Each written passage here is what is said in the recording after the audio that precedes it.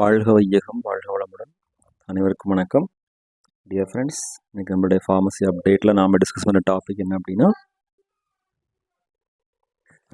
நம்மளுடைய pharmacy competitive examination use ஆகிற மாதிரி மல்டிபிள் சாய்ஸ் கொஸ்டின்ஸ் கூகுள் ஃபார்மில் க்ரியேட் பண்ணி அதில் நம்ம சேனலில் டிஸ்கஸ் பண்ணிகிட்டு இருக்கோம். அந்த வகையில் பார்க்கும்போது இன்னைக்கு 10 questions quality control of herbal drugs டாப்பிக்கில் இருந்து பார்த்துருக்குறோம்.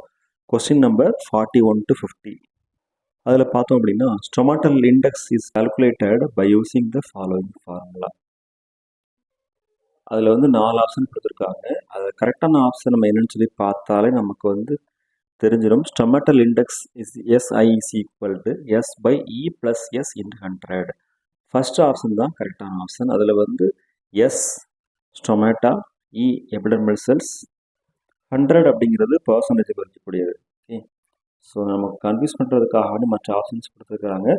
ஸோ இந்த மாதிரி ஃபார்முலா படிக்கும்போது நாம் கன்ஃபியூஸ்டான ஆப்ஷன்ஸை பார்த்தோம் அப்படின்னா அது நமக்கு கன்ஃபியூஸ் ஆகிரும். ஸோ கரெக்டான option S by E plus S into 100. Next anther, pollen grains, stamen are the special characters of roots, fruits, seed, flowers.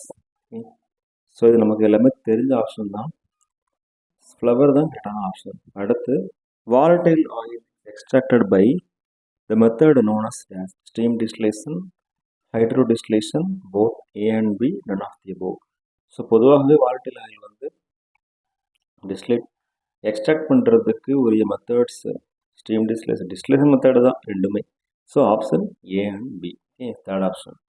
Next 44th, the ratio between the velocity of light in air and velocity of light in the substance under test is known as dash. Refractive index, viscosity, density, none of the above. So இதுக்கு meaning என்ன அப்படின்னா, refractive index. Okay, அதாவது ratio between velocity of light in air, அதாவது ஒளியினுடைய திசைவேகம், காற்றில் ஒளியினுடைய திசைவேகத்திற்கும் velocity of light in substance, so அந்த சப்ஸ்டன்ஸில் ஒளியுடைய திசைவேகத்திற்கும் உள்ள ரேஷியோ தான். Okay, that is known as refractive index. அடுத்து 45th, name the water content determination apparatus.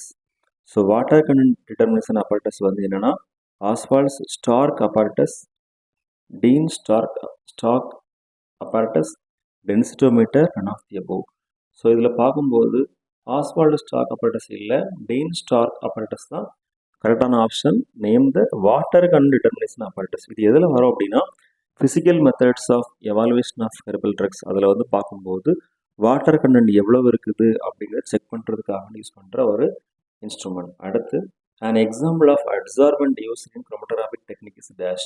Silica, alumina, activated carbon, none of the above. So இதில் பார்த்தோம் அப்படின்னா கொஸ்டினில் மூணுமே கரெக்டான ஆப்ஷனாக இருக்குது. ஓகேவா, option A, option B, option C. So இந்த 3 ஆன்சருமே இருக்கும். அடுத்து நன் ஆஃப் தி அபவ், அதாவது ஆல் ஆஃப் தி அபவ்னு கொடுத்துருக்கணும், அதுக்கு பதில் நன் ஆஃப் தி அபவ்னு கொடுத்துருக்குறாங்க. ஸோ இந்த மாதிரி சில கொஸ்டின்ஸ் ரொம்ப ரேராக கன்ஃபியூஸ்டாக கேட்கும்போது நம்ம அதுக்கு ரொம்ப ரிலவெண்ட்டான ஆன்சர் எழுதணும். ஸோ இந்த வகையில் ஃபஸ்ட்டு, செகண்ட், தேர்டு எந்த ஆப்ஷன் கொடுத்தாலும் கரெக்டாக இருக்கலாம். அதில் மோஸ்ட் ரிலவெண்ட் ஆப்ஷன் அப்படின்னு சொல்லி பார்த்தோம்னா silica gel, G. Okay, adsorbent use in chromatographic technique. அடுத்து 47th, average number of palisade cell beneath each epidermal cell. This term, time இல்லை, term is known as palisade index, palisade number, palisade ratio, none of the above. Okay, the correct option is palisade ratio. Okay. Average number of palisade cell beneath each epidermal cell. This term is known as palisade ratio. 48th,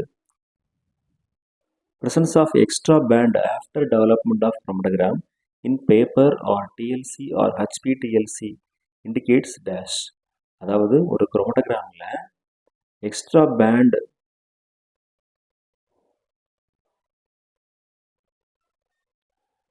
presence of extra band, ஒரு extra band ப்ரெசண்டாக இருக்குது after development of chromatogram develop ஆனதுக்கப்புறமா.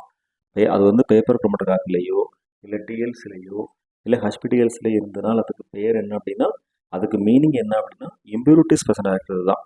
ஓகேவா, presence of ஃபைட்டோகான்சன்ட் இல்லை, present presence இல்லை, presence of component இல்லை, presence of solutum இல்லை, presence of impurities. Okay.